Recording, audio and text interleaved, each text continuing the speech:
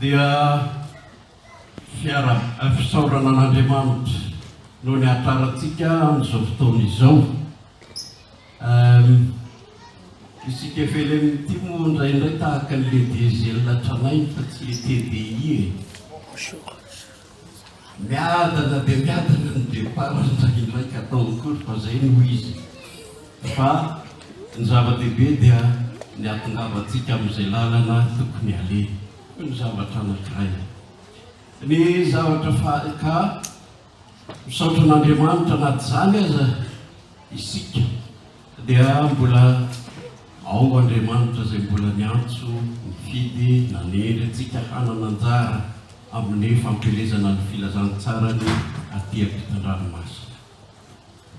Eo amin'izany dia tsy irery isika fa misy ny mpiara-dalana antsika izay Jesosy fa zava-dehibe nisy samy raha teo ka fifalianao ahy miarahaba iray aman-dreny filoha synoda FJKM aty ampitan-dranomasina zay tonga manodinahitra amin'izao fotoana izao. Famitsanana kely ihany ianao président.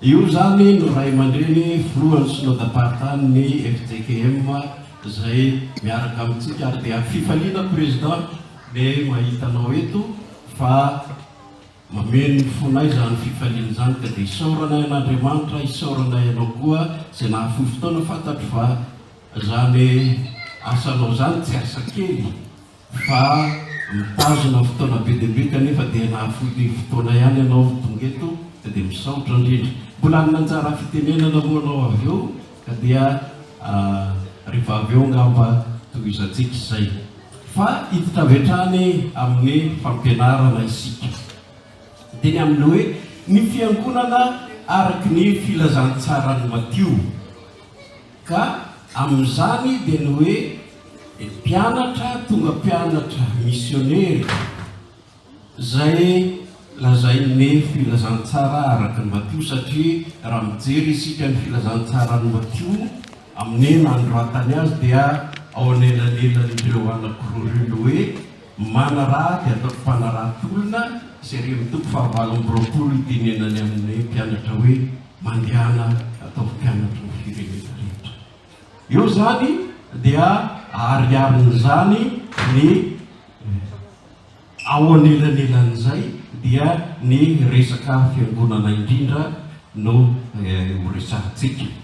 Ka alohan'ny akaran'i Jesosy any an-danitra raha mijery Matio toko fahavalo amby roapolo isika dia nanafatra ny mpianany izy ka miteny taminy manao hoe mandehana ianareo dia atao mpianatra ny firenena rehetra manao batisa azy ho amin'ny anaran'ny Ray sy ny Zanaka ary fanahy masina sady mampianatra azy hitandrina zay rehetra nanjidiko anareo ary indro izao momba anareo mandrakariva ambara-pahatonga ny fahataperan'izao tontolo izao. Io zany dia tsy hafa fa hafatra napetraky Jesosy zany hoe raha lazaintsika amin'ny fiteny mahazatra dia testament napetraky Jesosy zay milaza ny sitrapony ho tanterahan'ny mpianatra dia azo raisina ho karazana mandat exécutoire zany io tenin'ny Jesosy io. Io koa dia azo lazaina fa mandat missionnaire zany hoe nomena fotoana mena lalana natsony Jesosy ny mpianatra ho missionnaire ka amin'izany dia mamaritra amin'ny ankapobeny ny atao hoe asan'ny fiangonana izany. Mandehana ianareo ho Jesosy ka mitoriana filazantsara zany hoe ny asan'ny fiangonana voalohany dia fitoriana ny filazantsara mampianatra azy atao mpianatra ny firenena rehetra dia tsy hafa zany fa fampianarana ny tenin'Andriamanitra zay tsy maintsy asan'ny fiangonana sy adidiny ary miampiditra azy koa ao amin'ny ministera dia ny ministery ny fianakaviana na ny mambra ao amin'ny fiangonana ka amin'izany dia aseho amin'izany hoe ny fanaovam-batisa ho amin'ny anaran'Andriamanitra Ray sy Zanaka ary fanahy masina. Ny fampianaram-ponona na ny katekisme dia zava-dehibe satria ao anatin'io tenin'i Jesosy dia ny hoe mampianatra azy hitandrina zay rehetra nandidiko anareo. Koa raha jerena ny hoe ataovy mpianatra dia io no matoateny amin'ny endrika mandidy impératif ao amin'io texte io, fa ny sisa kosa dia amin'ny endriny miankina amin'izany dia endrika miankina participe zay miankina amin'ny fampianarany Jesosy. Ka raha jerentsika ireo dia ina no hevitry ny matoateny anankiray zay lazainy Jesosy.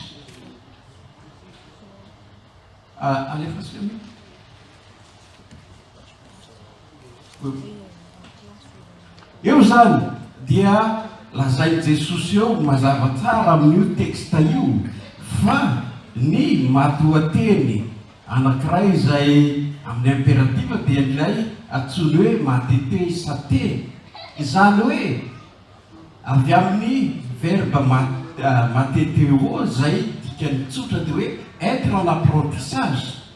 Ka ny teny hoe atao mpianatra ny firenena rehetra dia asa misiona fototra nomeny Jesosy zany. Ka raha izany dia ina no hevitry ny teny hoe matete sate, izany dia amin'ny andro ankehitriny dia tsy io no mamaky ny fiangonana amin'ny andro ankehitriny zany, fa ny andro ankehitriny dia ilay hoe kerisate to evangelion na ny hoe mitoriny filazantsara. Io no zava-dehibe amin'ny fiangonana ankehitriny, fa to adino lay lazainy Jesosy eto hoe ataovy mpianatra, ataovy mpianatra, fa ny mitorian'ny filazantsara no maika amin'ny olona ankehitriny. Ka ny mitorian'ny filazantsara sy ny hoe ampianaro ny ataovy mpianatra ny firenena rehetra dia mifameno ka aseho Matio amin'ny fampiasana ny teny hoe matete sate dia ny hanehoany ny paikady na stratégie nampiasan'i Jesosy ahatonga ny mpianany ho mpanarahatolona, izany hoe ho alohan'ny hanirahan'ny mpianany ho amin'ny asa misiona. Fitoriana ny filazantsara zay resahany eto dia tsy maintsy nofanina aloha ny mpianatra, izany hoe miditra amin'ny atao hoe apprentissage. Ka ny paikady nampiasan'i Jesosy dia ny hoe resaka maître apprenti.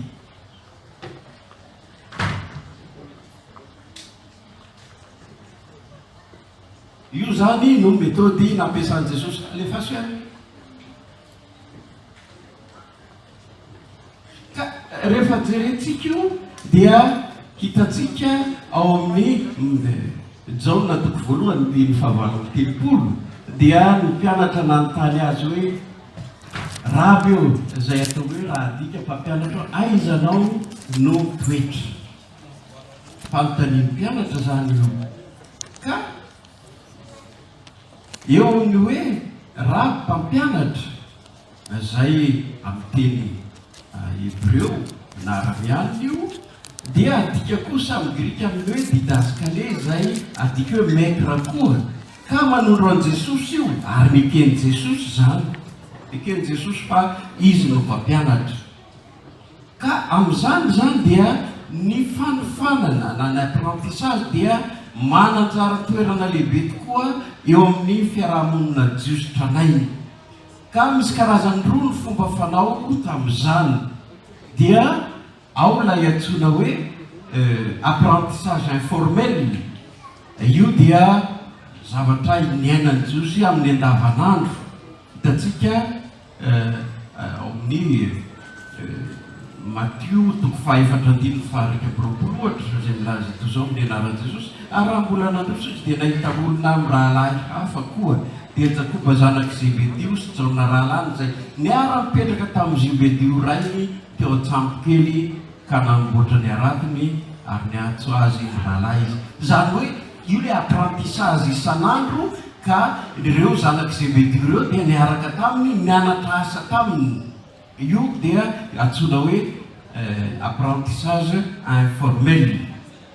Fa Ny fanofanana amin'ny sekoly rabinika kosa na ny disciple rabinika dia antsoina hoe apprentissage formel tamin'izay fotoan'izay. Ka eto ny apprenti dia mianatra amin'ny mpampianatra azy mba ho tonga to azy na amin'ny fomba fanaony na amin'ny fomba fisainany. Ka io no ilazany Jesosy eo Matio 10:25 fa mpianatra raha tonga tahaka ny mpampianatra azy ary ny mpanompo raha tonga tahaka ny tompony. Nikeny Jesosy tokoa ny antsoina azy hoe raby satria ny mpampianatra dia anisan'ny asany. Ka ho indrindra izy nakao amin'ny Jesosy no nialina ka nanao taminy hoe raby eo fantatra fa mpampianatra avy amin'Andriamanitra ianao. Nikodemosy no milaza izany. Hitantsika amin'izany ary fa Jesosy dia mpampianatra ary sarotiny amin'ny fampianarana izy satria maro no misandoka. Ka raha diso ny fampianarana dia diso ny finoana, ary raha diso ny finoana dia diso ny fahalalana an'Andriamanitra. Izay lazainy Paoly amin'ny Romanina 9:17 manao hoe amin'ny anaran'i Jesosy fa amin'izany no anehoana ny fahamarinana avy amin'Andriamanitra avy amin'ny finoana ho amin'ny finoana, ary ny voasoratra hoe ny marina amin'ny finoana no velona. Zava-dehibe koa eo amin'izany fiofanan'izany ny fahalalana ny anjara toerana, fa amin'izany no ahazoana mandray tsara ny fampianaran'ny raby. Hoy Jesosy eo Matio 7:20 fa ianareo kosa aza mamety atao hoe raby eo, fa iray ihany ny mpampianatra anareo, ary ianareo rehetra dia mpirahalahy avokoa. Raha izany ary dia miditra eo amin'ilay atao hoe stratégie nampiasan'i Jesosy isika, na ny paikady nampiasan'i Jesosy.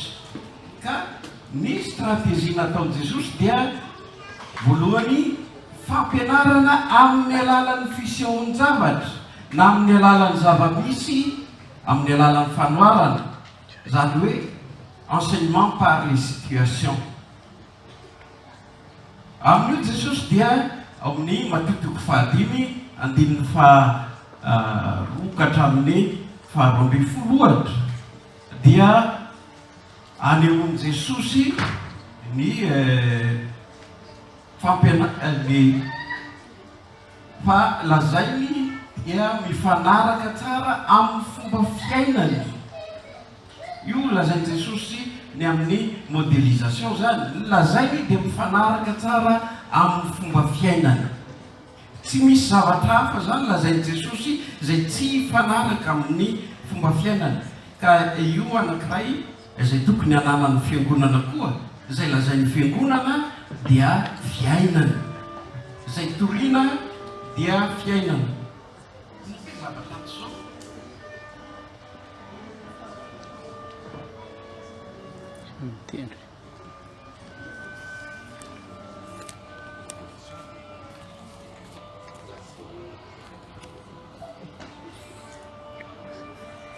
Raha jerentsika ny Matio 5:5-20 dia anehoan'i Jesosy ireo teny fahasambarana. Rehefa jerena rehefa mandinika ny mpandidika mpanao heviteny dia mahalaza an'i Jesosy ireo zavatra ireo, izy tenany no sambatra resahanao satria izy ao anatin'ireo, ka izay manaraka azy amin'ireo dia mahazo izany fahasambarana izany. Izany no asehony fomba ny ainan'i Jesosy zany, ary fomba ampianariny ho fantatry ny olona. Ny zavatra manaraka dia ny mampiasa ny vokatry ny fiatraikany zava-misy na ny zava-mitranga handraisana lesony. Zany hoe io ilay antsoina hoe retour d'expérience. Raha jerentsika ny Matio 7:5-14 ka hatramin'ny 1:20 dia milaza indrindra izany. Matio 7:20 ny andininy 4:20 ka hatramin'ny 1:20 dia ny amin'ny nasitranan'i Jesosy ilay nampahoriny demonia. Raha mijery an'io tsika dia zavatra mahagaga be ny zavatra mitranga, satria ity olona ity dia nampahoriny demonia. ny problème dia izao ny mpianatra tamin'ny fotoana io mieritreritra eo efa mahay dia nandeha dia nampiasa koa zay zavatra fantatra fa tsy mety nivoaka ny demonir ny problème tsy nivoaka dia lasa le olona nakany amin'i Jesosy hoe mamrafo aminay raha mba misy azonao atao fa tena tsy vitany zalary eo ane le zavatra io le tena problème goavana ary tandreman'ny fiangonana satria sarotra raha mandeha amin'ny karazana frériana ny fiangonana dia mitondra olana ho azy zany mitondra olana ho azy zany ary ny loza dia ilay olona nitady famonjena ny lasa mipanganao any amin'i Jesosy hoe zalary tsy any amin'izy asa raha azontsika tsaina ny amity ka misy retour d'expérience ho an'reto mpianatra reto ny voalohany dia mandray lesona avy amin'izay hoe tsy efa nofomandrahanao ane ty raharaha ty fa misy Andriamanitra ny zavatry ny fiangonana tsy mipetraka amin'ny nofomandraha fa mipetraka amin'ny fanahin'Andriamanitra ka rehefa tonga anao amin'izay expérience ana ary ataon'ny olona amin'izao andro zao zany dia ny vokany imezany devoly fotsiny imezany fotsiny fa lasa fitorianany amin'i Jesosy no ataon'ny olona za indraindray matahotra ihany hoe raha mba torian'izany olona any amin'i Jesosy tokoa aty zao dia ahoana nareo mba nieritreritra zany ay misy toriantsika any amin'i Jesosy satria ny vokany tsy ao amin'izay natenay no ataontsika indraindray ka sahirana ny olona amin'izany no zany misy expérience zay tokony hiverina makany amin'ny mpianatra ary niverina tany amin'ny mpianatra le izy satria ny mpianatra avy eo nanontany an'i Jesosy fa ahoanaka efa tole tao tsy vitanay le izy dia hoy Jesosy hoe ny fahakelezan'ny finoanareo ihany fa raha manana finoana na dia ohatry voatsinapy io azy anareo dia iteny amin'ny tendrombohitra hoe mifindra dia hifindra izy ny fahakelezan'ny finoanareo ihany Jesosy eo dia lay retour d'expérience dia mamerina amin'ny mpianatra amin'ny tenany hahatsiariny hoe finoana ve ny nandehanako sa frériana sy fahalalako fotsiny io ny zavatra anankiray dia ny manaraka dia ny hoe firaisana sy fiombonana amin'ny fanaovana ny asa raha zay lazainy Matio toko 10 zany io lay antsoina hoe communauté d'apprentissage ny Matio toko 10 dia miresaka indrindra ny amin'izany ny amin'ny firaisana eo amin'izay iantson'Andriamanitra amin'ny asa zay anendreny antsika ka amin'izany dia antson'Andriamanitra hahavita arak'izay tadiavina isika ary Jesosy ny antsony 12 lahy akeo aminy ka nanome azy fahefana moka fanahy maloto sy hahasitrana aretina rehetra mba mitovy rehetra dia voalaza eo ny anaran'ny 12 lahy ary ireo 12 lahy ireo dia ny rahan'i Jesosy hoe sy ka nodidiny hoe dia nisy zany fanirahan'i Jesosy niaraka niaran'ny rahan'i Jesosy ireo ka ny fiombonana amin'ny fanaovana ny asan'Andriamanitra dia fomba n'Andriamanitra io ny tadiaviny io ny Matio toko 5 andininy voalohany ka hatramin'ny fahavalo kosa dia fampianaran'i Jesosy ny mpianatra ny amin'ny alalan'ny ohatra satria ao indrindra no ny amin'ilay lehilahy marary ny paralysisa dia asehon'i Jesosy amin'io ohatra io fa amin'izany dia raha nataon'ny olona hoe miteny ratsy ity lehilahy ity satria zay miteny fariseo dia ny zavatra nampianarin'i Jesosy azy kosa dia ny hoe mba ho fantatrareo fa ny zanak'olona manana fanetem-bony tany hamela heloka.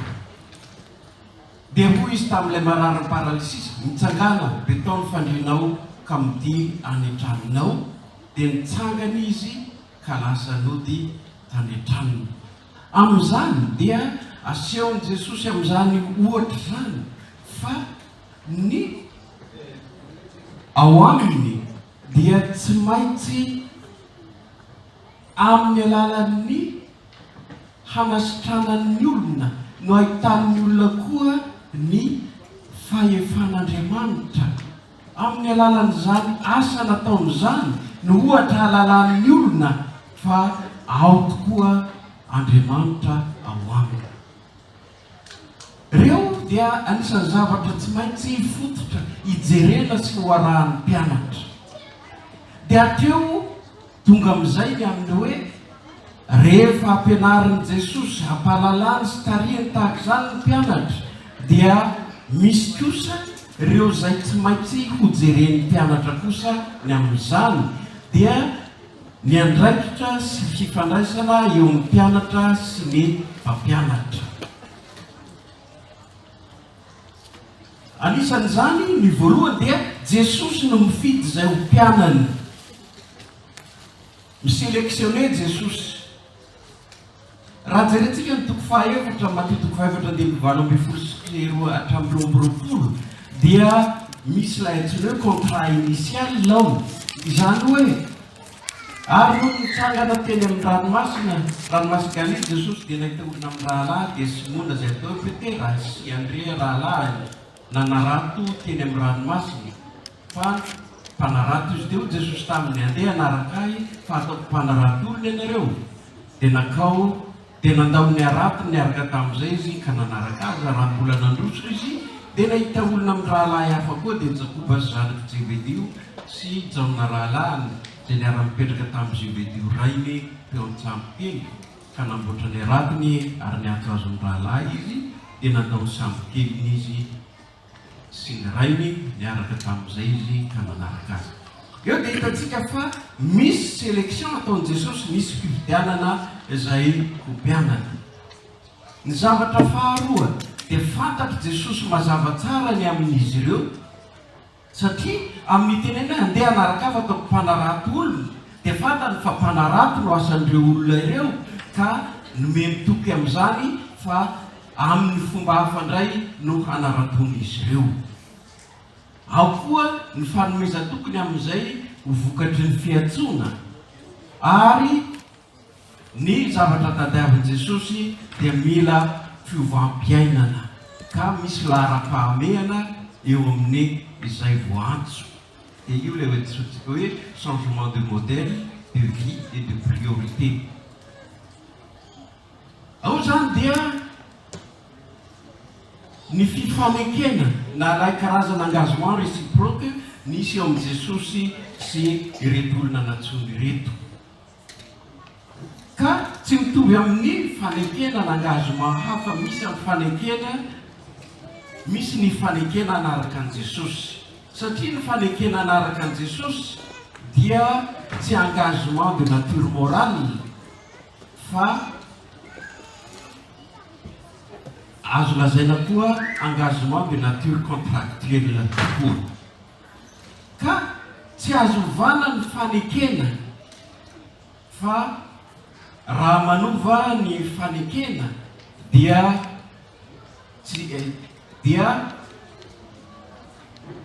zavatra hafa zany, fa ao amin'i Jesosy misy parametre non négociable. Raha jerentsika io Matio toko fahavalo dia ahitantsika mazava tsara an'izany ny zavatra lazain'i Jesosy. Ny zavatra voalohany dia misy olona tia hanaraka azy fa tsy nekeny. Andanao izy fa tsy manaraka azy zany ianao, fa ny anao zavatra hafa ny tadiavinao ka za tsy manana an'ilay tadiavinao. Ny ambolo manandavaka, ny voromanidina manana ny akaniny, manana fialofana, ny zanak'olona tsy mba manana azy amin'ny trano lohany. ty olo ty manao hoe ndeha hanaraka azy fa tsy nikeny Jesosy tsotro zao. Ary raha jerentsika dia mpanoradalàna io anankiray io, zany hoe olo anankiray efa mahalala zavatra betsaka dia tonga eo dia tonga dia azany mahay indrindra eto anana toerana ambony raha manaraka anao fa efa haiko daholo ny zavatra ataonao reo fa zany efa mpanoradalàna ihany. Io Jesosy no tsy ho amin'izany mihitsy, tsy zany no fetso. Ary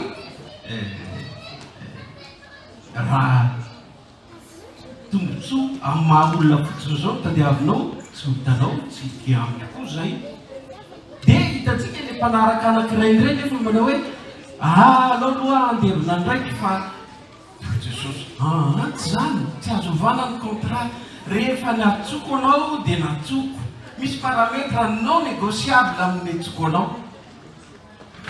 Dia hoy Jesosy taminy manaraha ary eo ka ny maty andevina ny maty eo aminy. Mafimafy ihany le tenin'i Jesosy satria izy tena no milaza hoe manajara aman-dreny nefa izy ihany koa etony tsy mamela nilay olona andeha andevina. Izany hoe tsy ny ray aman-dreny no ataon'i Jesosy tsy tianao zany verika tsy ho zany mihitsy no hevitry Jesosy, fa izay lazain'i Jesosy eto dia tsy maintsy mazava ny prioritenao, tsy maintsy mazava ny prioritenao. Fa ao amin'i Jesosy dia tsy misy parametre non négociable ny fanarahana azy. Dia hitantsika ndresary tamin'ilay mpanoradalàna teo fa raha ny maha izy azy ny tsirairay no azahoana toerano mpianatra dia hafahafa zany, fa tsy ho amin'izany mihitsy ny hevitry Jesosy. Se montrer compétent n'est pas un critère qualifiant ao amin'i Jesosy. Ary io mampieritreritra be io. Misy tsika mieritreritra zany tena qualifianao io, za tena haiko io zao. Amin'i Jesosy tsy zay, fa zay natsony dia manaja ireo napetrany hoe karazana parametre non négociable reo, ny sisa izy no mametraka azy. Ka vokatry zany dia mila fankatoavana feno sy fifanajana ny fanarahana an'i Jesosy. Io dia hitantsika eo amin'ny Matio 20:20 ka hatramin'ny 20. Dia ny amin'ny ireo zanaky Zebedeo nangataka Jesosy mba rehefa mifanjakanao anao dia ndray atao voakavananao, ndray atao voakavinao. Io no nataony reniny reny zay moa samy mba mangataka sy mitadiny hohaniny zanany. Ary nahatsika atao zany hoe betsaka zany. Rehefa misy an'izao mba lefasao ny zanako, mba atao foa zay mba tsy mba maka ho Jesosy tsy zany no izy, tsy zany no izy. Fa ao amin'i Jesosy dia ny fankatoavana feno. Raha jerentsika ny texte dia zavatra telo no azo jerenao. Voalohany indrindra, Jesosy tena ny asehony amin'ny ohatra amin'ny tenany zany fa manaja sy mihaino izy. Zay no hitantsika ao amin'ny 2:20 sy 2:20 tsika amin'ny anaran'i Jesosy. Ary tamin'izany dia nanatona an'i Jesosy indray ny zanaky Zebedeo mba hamonjy lahy dia niakohoka ka nangataka zavatra taminy. Ary hoy izy taminy, inona no irinao? Dia hoy raha vehivavy taminy, mandidia mba hipetrahany reto zanako roa lahy reto, ny anankiray eo amin'ny ankavananao ary ny anankiray eo amin'ny ankavanao. Mihaino ny fangatahan'ny olona Jesosy. Kanefa ny mihaino tsy voatery hoe tsy maintsy hanatanteraka zay tadiavin'ny olona koa izy. Ny faharoa dia mampahatsiaro ny tokony hankatoavana toerana mampampianatra sy isian'ny fanajana.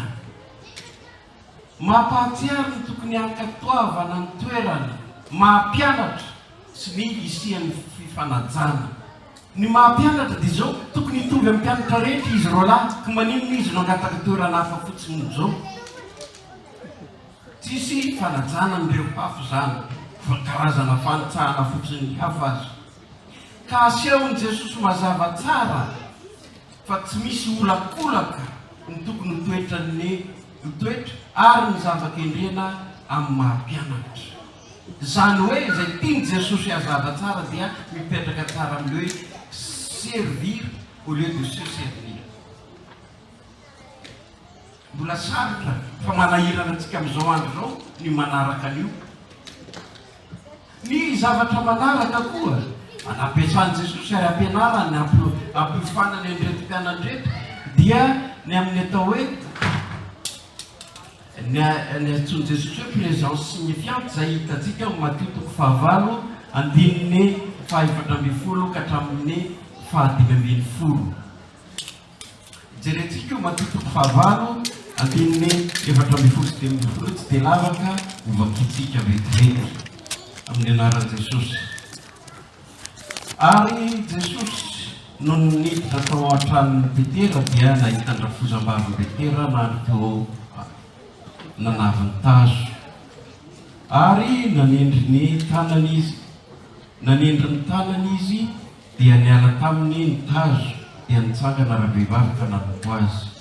Ary no ny hariva ny andro dia nentin'ny olona tany aminy demoniaka maro ary ny teniny any no namoahany fanahy ratsy ary izay narary rehetra dia nosotraniny avokoa mba hatamperaka izay nampalazana ny Isaia-paminany hoe izy naka ny rovintsika sy nitondra ny herentsika. Ao dia Jesosy tonga tapoka tao izy. Zany hoe misy présence spontanée n'Andriamanitra zay tonga ka tonga tsy natsona izy ary tsy misy mpanelanelana. Jesosy dia ndraindray isika mihevitra mpanelanelana ny olona amin'ny Jesosy. Jesosy tsy mila mpanelanelana zany, izy tena ny tonga.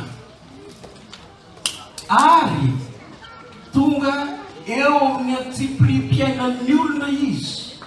Satria jereo olona narary reo olona nentina teo amindreo, tena teo amin'ny atsiprim-piainan'ny olona izy ka nandray azy reo. Dia eo amin'ny olona izy zany sady miasa ho amin'ny olona amin'ny teny sy ny asa. Zay zavatra anankiray koa lazainy Jesosy amin'ny toetrany sy ny fombany ka aianarany ampianarany mpianany fa voalohany tsy misy manko mihevitra ny hoe dia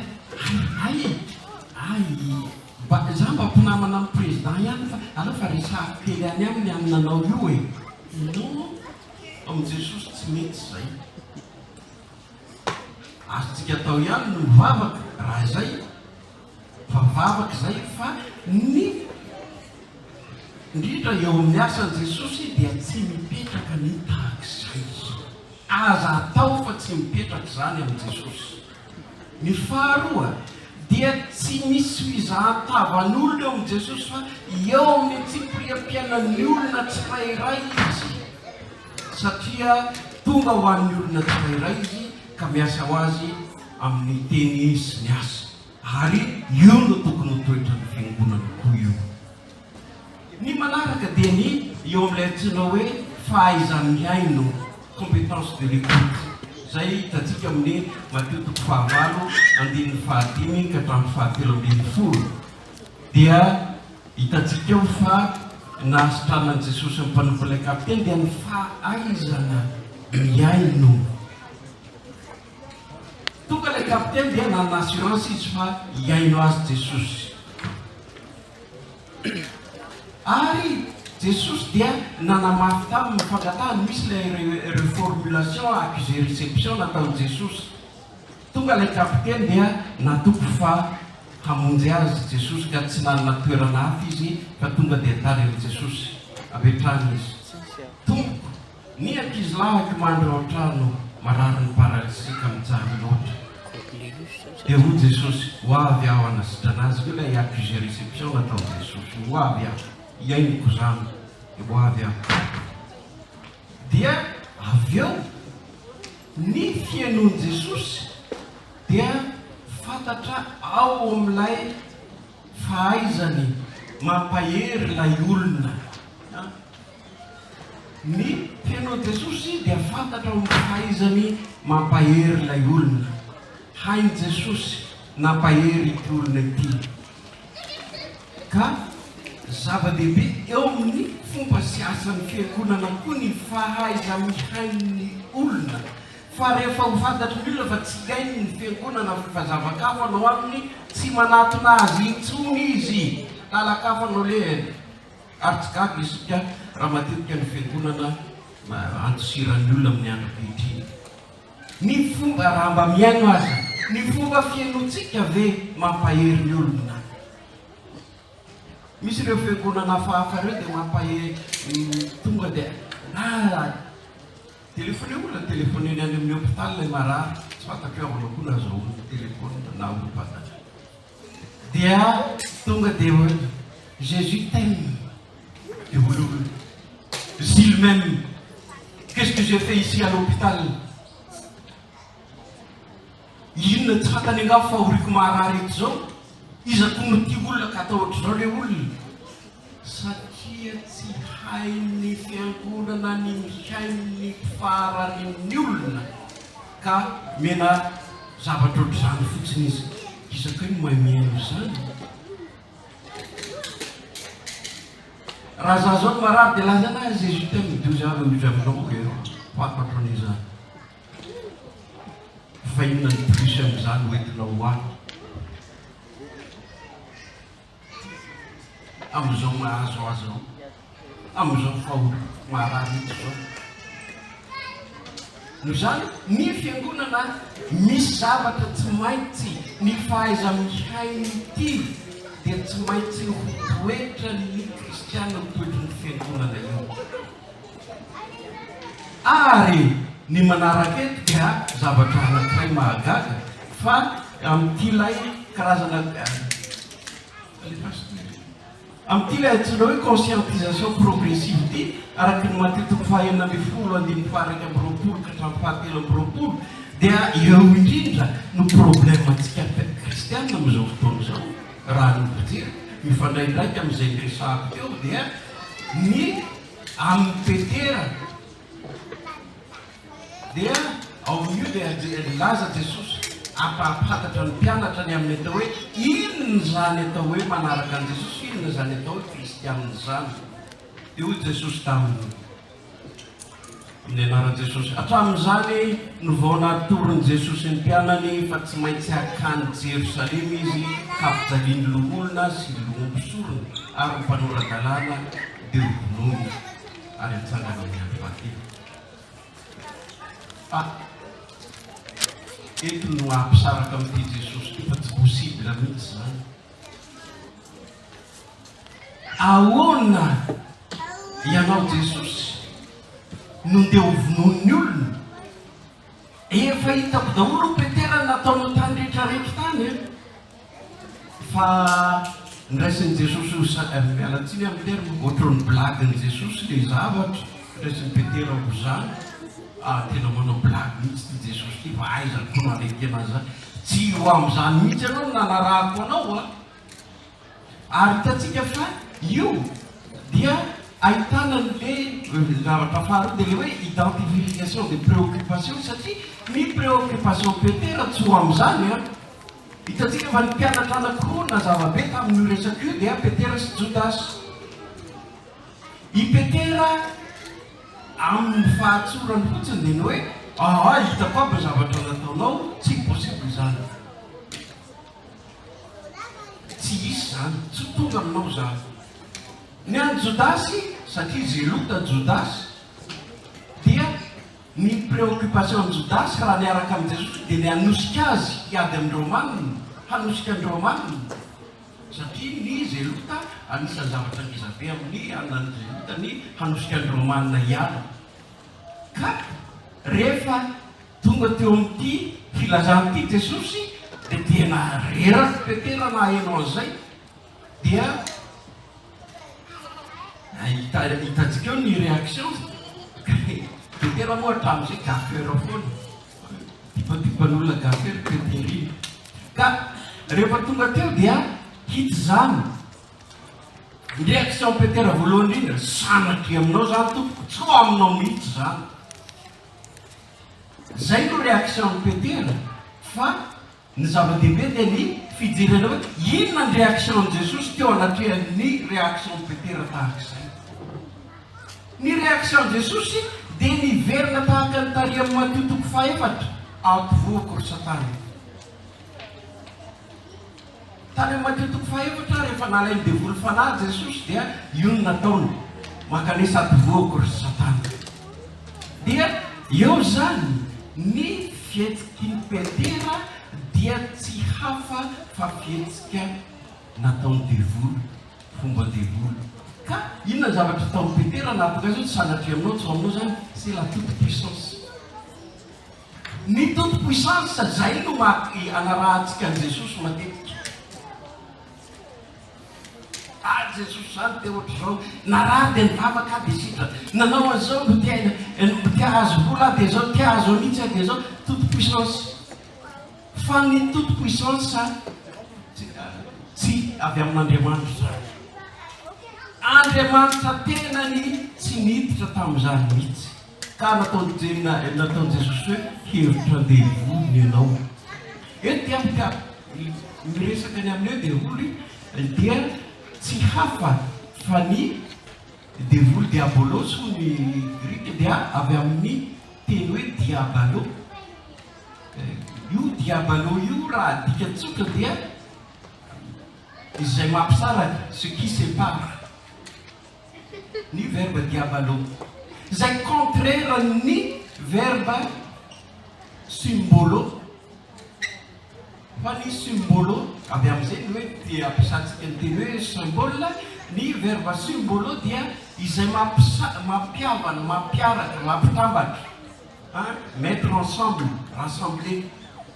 Ka eto zany dia asehon'i Jesosy mazava tsara ny hoe ny hevitrao dia hevitry ny devoly izay mampisaraka.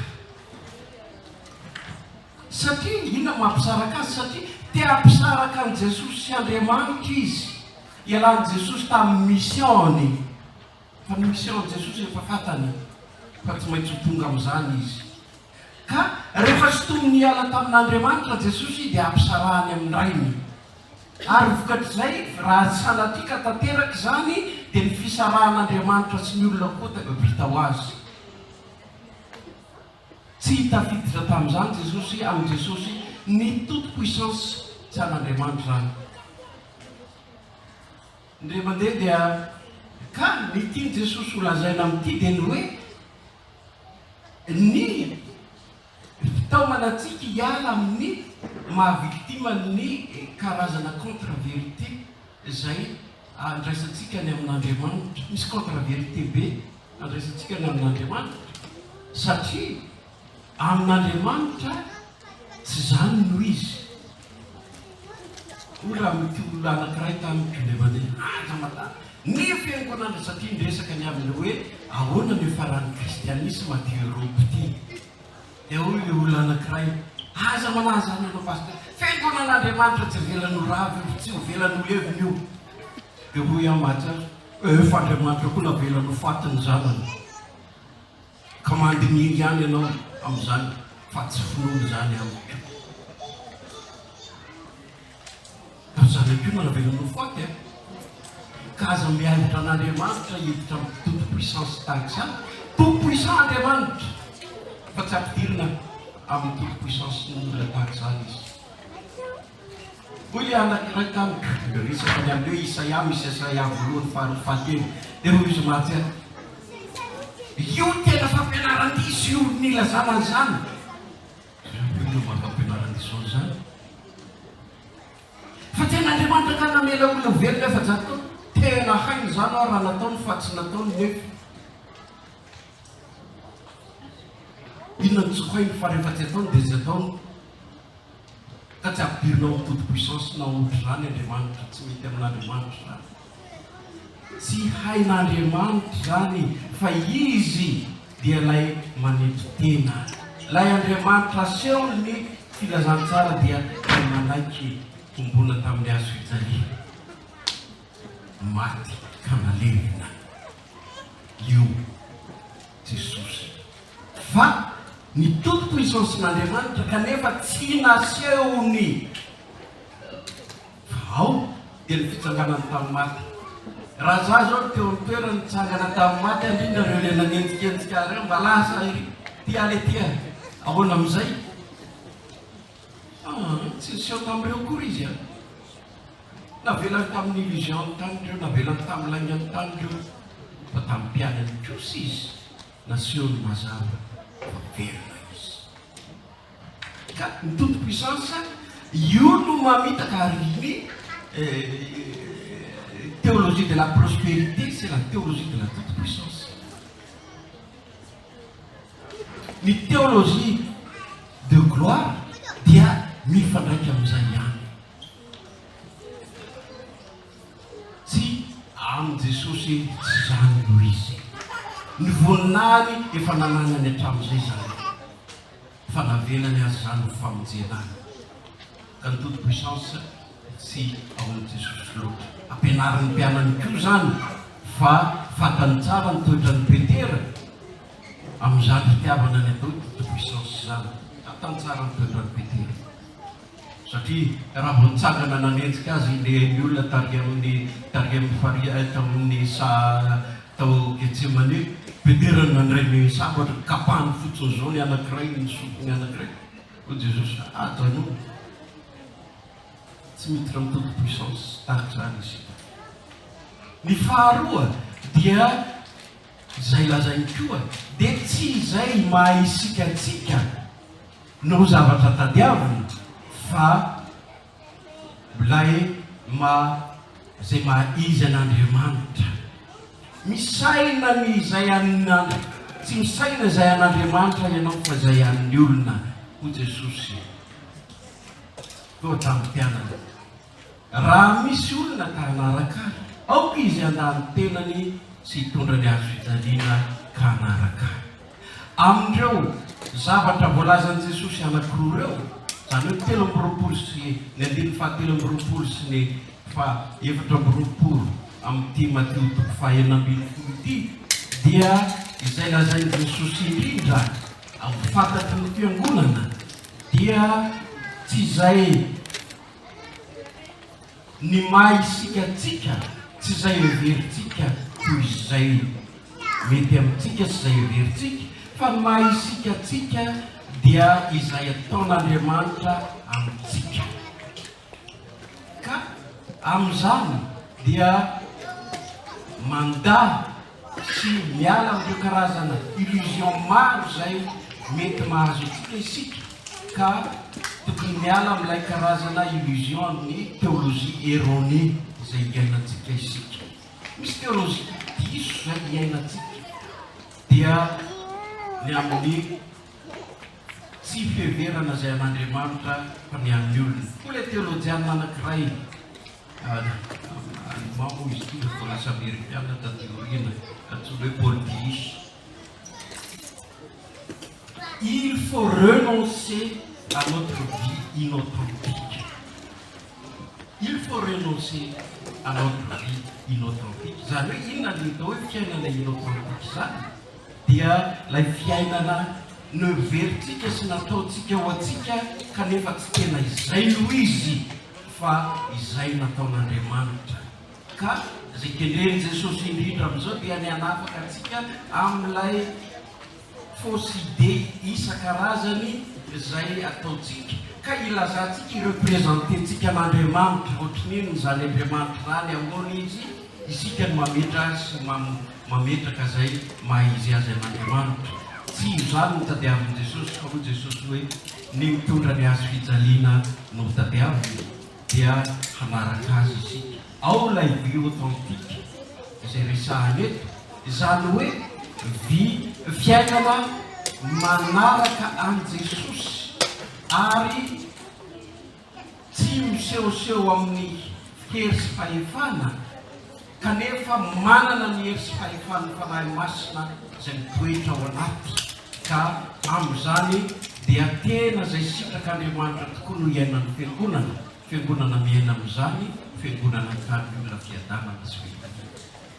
Farany dia eo amin'ilay atao hoe atraiza no mahafiangonana ny fiangonana.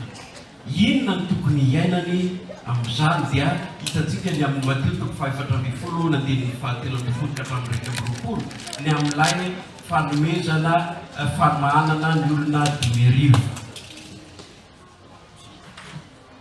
Izay kenen'i Jesosy hoe dia taria nivoaka ao amin'ny hevitra sy fomba mahazatra izay manidy azy ny mpianatra. Zany hoe dépasser les théories dans lesquelles on peut être enfermé. Inona ny théorie mazava tsara ny mpianatra tamin'io? Jesosy tany foana ity, efa hariva ny andro, raha vao amin'izay reo fa tsy andeha hody hitady sakafo any amin'izay hitadiavany azy ihany. Io no manidy an'ireo mpianatra ireo, io no mahazatra. Samy se débrouiller. Chacun pour soi, Dieu pour tous. Caractère FPLFME. Ah bon? Za milaza aminareo fa caractère-ntsika ato amin'ny synode io. Chacun pour soi, Dieu pour tous. Ikambanantsika ihany maha FPLFME, ikambanantsika ihany maha kristianina. Fa zatra eo samy manao ny azy. Tsy mifankalala akory isika menakavy. Samy manao izay ataontsika any isika. Tsy misy zany hoe sarotsarotra ny firaisan-kina. Raha eto raha lazaiko tsotra dia amin'io dia tena foana tanteraka le hoe fitiavana. Ka le mpibazy ny maha kristianina fitiavana. Tena foana tanteraka ny tsy tiako ity. Dia tarihan'i Jesosy amin'izay ny mpianatra io, no tsy zay no izy. Tsy zay no izy. Fa ny fandehanana amin'ny finoana dia manatanteraka izay diditiavana omen'Andriamanitra izay ka hoy izy. Tsy tokony andeha izy omeonareo hanina izy. Eo ny tena problème amin'izay. Marina ny araha omeko samy manao ny azy. Izy ny te andeha ty fa nga tsy mieritreritry reto olo reto ny mihazakazaka fahatany ity. Aleo samy manao ny azy. Kanefa mibaiko ny Jesosy dia mazava tsara. Tsy mandeha zany reo fa omeonareo hanina, adidinareo zany. Aza moa ny adiditsika FPLFME tena anakory amin'ny hanina ny olona zao fa ho sarotsarotra izy ity. Mihoatra ny fetra, ny fahatelo dia mihoatra ny fetra ary miezaka hanatanteraka ny fanamby. Dépasser les limites et relever le défi. Ary nihinana avokoa izy rehetra ka dia voky. Ary nangonina sombontsombo sisa tsy lany ka nahafeno harina 20. Ary izay mihinana dia tokony ho 10,000. Amin'izany dia atson'ny Jesosy amin'ny alalan'ny Filazantsara ny Matio isika ho mpianatra, ka mpianatra amin'ny servisy miservirany olona. Io zava-dehibe io. Raha ny mpianatra manao hoe roa ihany ny olona Jesosy rehefa tany foana ity, Jesosy tsy niany tamin'izay fa zava-kafany azonao ilazany. Baiko no nomeny. Dia eto amin'izay mpianatra, ka mofo 5 sy hazan-drano fotsiny enenao ty e. Dia hoy Jesosy asevy mipetraka ny olona. Hoy Jesosy asevy mipetraka ny olona. Eto dia mahagaga amin'ity teksta ity. Mofo 5 hazan-drano 2. Ny symbolika ilay fampianaran'i Jesosy dia mahagaga na ilay zava-misy eto. Ny mofo dia mampahatsiaro ny vokatry ny tany izay sy vokatry ny asan'ny olona, satria ny olona no ny tany mamokatra blé dia ny olona no miasa zany mamadika azy ny mofo. Ka amin'izany ny mofo dia mampahatsiaro ilay fomba n'Andriamanitra sy fitiavan'Andriamanitra ny olona tany namezany mana tany anefitra tamin'izay ho an'ny vahoaka rehefa mivoaka tany Egypte izy. Araka ny Exodus 20.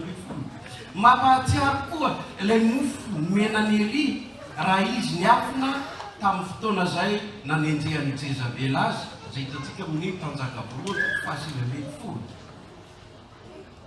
Dia hitantsika koa fa ny mofo efa nampitomboana tamin'ny andron'ny Elisy mpaminany tany amin'ny faritra avarak'Israely, ka nandraisan'ny olona sy izay rehetra teo aminy niarany hinana izany mofo izany. Ary ny mofo dia karazana azo atao koa fanomezana na tolotra ao amin'ny tempolo koa tamin'ny zany andro zany. Ka hitantsika amin'izany fa sarobidy ny mofo teo amin'ny zanak'Israely. Mbola hitantsika manaraka ny hoe fa maninona ny dimy koa ny isany. Ny mofo ny troany hazan-drano na ny trondro kosa dia mampahatsiaro ireo olona natsony Jesosy teo ampanjonoana tany amin'ny fariga Genesareta. Ny trondro dia tateoriana dia nampiasana ho symbole ny kristianina tamin'izay natsonany amin'ny hoe ny satria ny trondro tamin'ny grika tamin'izay dia natao Kristus. Ny Kristus rehefa lavaina dia ilazana ny hoe ny I Jesosy, ny H dia Kristos, ny ta Theos Andriamanitra, ny Ypsilon Ios zanaka, ary ny sigma sotera mpamonjy. Ka dia ny Kristus ny trondro zany dia lazany hoe Jesosy Kristy zanak'Andriamanitra mpamonjy, zanak'Andriamanitra mpamonjy. Rehefa zany dia dimy mofo roa ny hazan-drano. Inona no omeny ny fiangonana ny vahoaka ka nasain'i Jesosy hoe menareo sakafo izy? Ny mofo dimy dia mampahatsiaro ny boky dimy misesy ny tenin'Andriamanitra zany raha lazaina tsotra. Mampahatsiaro ny Torah zany raha lazaina tsotra. Ka amin'izany ny sakafo marina, velona, mamoky izay asain'i Jesosy zarain'ny fiangonana dia ny tenin'Andriamanitra. Ao tena sarobidy, tsy ny mofo ihany ny veloman'ny olona ho Jesosy, fa ny teny rehetra izay alokon'ny vavan'Andriamanitra. Tenin'Andriamanitra mofonaina, teny fiainana. Jesosy tenany milaza ny tenany mofonaina. Tiany mofo velona midina avy any an-danitra. Ka ny fitorinan'i Jesosy fanambarana ny tenin'Andriamanitra dia famokisana ny olon'Andriamanitra izay asain'i Jesosy ho tanterahan'ny mpianany. Ahoana kosa ny amin'ny hazan-drano roa? Ny hazan-drano roa dia tsy hafa fa milaza ireo de table de la loi izay noraisina tamin'izay, ka milaza ny amin'ny ireo fanekena roa izay nataon'Andriamanitra tamin'ny zanak'Israely. Ka ny mofo sy ny trondro zany dia ireo no zaraina ka samy andray avy amin'izany ny olona rehetra. Ireo no zavatra tsy maintsy fiainan'ny fiangonana ho ataony ho zarany ary tena antom-pisiny sy adidiny ireo. Ireo zavatra ireo ateo no resantsika aloha amin'ity nytoy no jerentsika amin'ny manaraka fa ateo zany dia mampahatsiaro antsika Jesosy fa tena adidin'ny fiangonana ary tena asany ny mitory ny filazantsara manambara ny teniny ka mamelona sy mamoky ny olona amin'izany. Ateo ajaloko ateo fa mety efa lava loatra zay, fa ny toyny hitantsika aoriana ny amin'ny atao hoe ahoana marina ny fiantraikan'izany kotsinan'i Jesosy tamin'ireo fanatreto zany ary inona ny tokony ho fandehany hiainantsika azy amin'izao fotoana andro ankehitriny izao. Satria Jesosy niteny tamintsika hoe mandehana anareo ataoko mpianatra amin'ny firenena rehetra. Isika ny mpianatra misionery atraiza lalantsika, atraiza eo izy isika amin'izao fotoana izao. Inona ny mbola miandry manahoana ny tontolo iainantsika, fa Jesosy kosa tsy manana teny hafa afa-tsy izao. Tsy mentsika teo ireo olona ireo fa fahaminareo menareo faminareo. Fatom-pisana feno ataon'i Jesosy zany, fa isika be mandeha miendrika an'izany fatom-pisan'i Jesosy. Hitantsika ny toyny amin'ny manaraka. alohan'ny hijanona koa dia mingavy anao président Mandrosokely ety satria sady hanam-baovao holazana amintsika koa izy amin'ny filoha mitarika ny SPFLME aty Europa amin'izao fotoana. Mandroso président. Fifaliana ho ahy amin'ny anaran'ny fiangonana FTKM synoda paritany vato fehizoro ampitan-dranomasina ny miaraban'ny fiangonana loteriana malagasy ny synoda paritany FLME aty Europa amin'izao fahatratrara ny faha-telopolo taona mijoronyzao ary tena fifaliana ho ahy manatrika ity fotoana ity dia somary teritery any ary ny zavatra rehetra noho ny amaroan'ny asan'Andriamanitra izay antsoroany misaotra ny présidana nampandray ny fitenenana ary manona ny fiadanan'i Jesosy Kristy tompontsika manapaka amintsika tsirairay avy ao am-pontsika mba hananantsika fifaliana amin'izao fotoan-dehibe ankarazaina ao anatin'ny roa andro zao eo amin'ny fiangonana loteriana aty amin'ny synoda paritany aty Europa. Araka ny efa voalaza teo dia izy vaovao satria fikasana amin'ny rahalahy mihitsy ny amerina amin'ny laoniny indray ny fiaraham-bavaka sy ny fiarah-miasa eo anivon'ny FPFLME.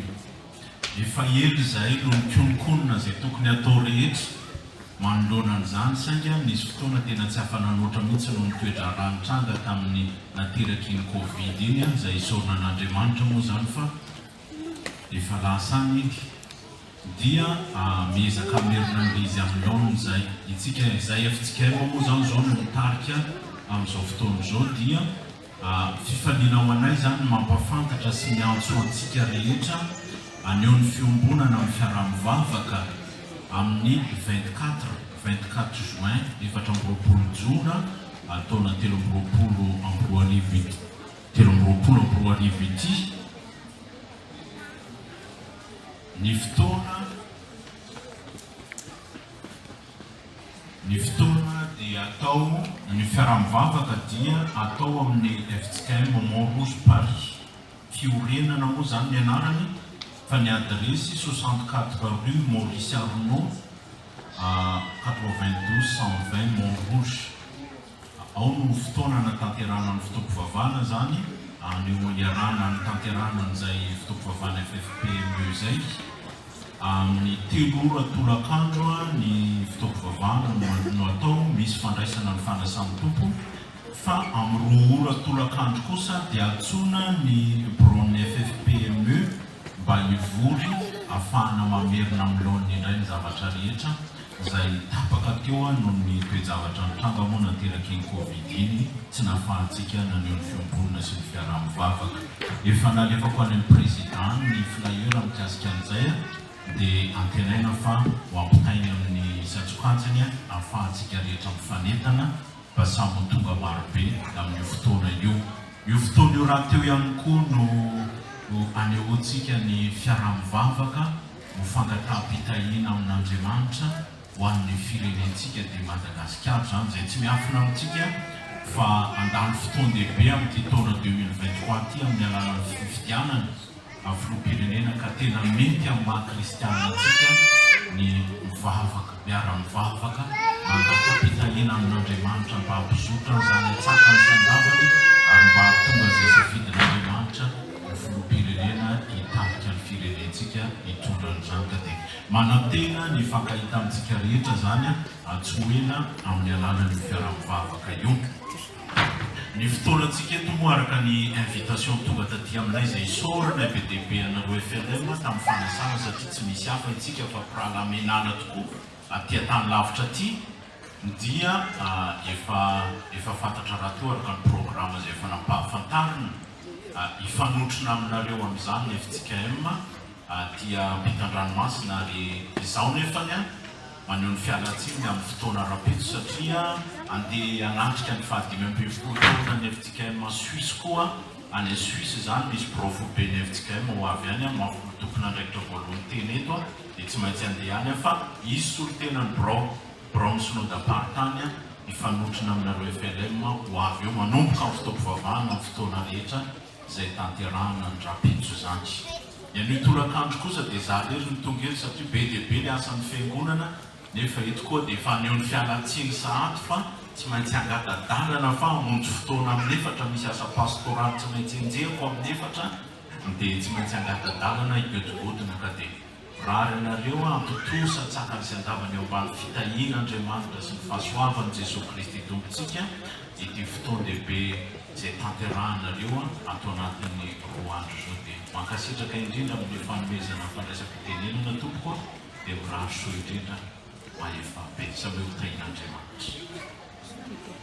Misaotra indrindra président, misaotra ny amin'ny fahatongavana fa sara-pity aminay izany satria ilazana teo radio pralamenary isika izay ianareo tomponay izay andronareo izay no irina satria ny fiangonan'i Jesosy Kristy ny fiangonana azy ny zavatra rehetra isaorantsika azy fa dia mivavaka ataontsika iroborobony fiangonana sy ny fiaraha-miasa eo amin'ny FJKM sy ny luterana ao anatin'ny fiangonana ao amin'ny FPM zay tsara pity amintsika tokoa ka dia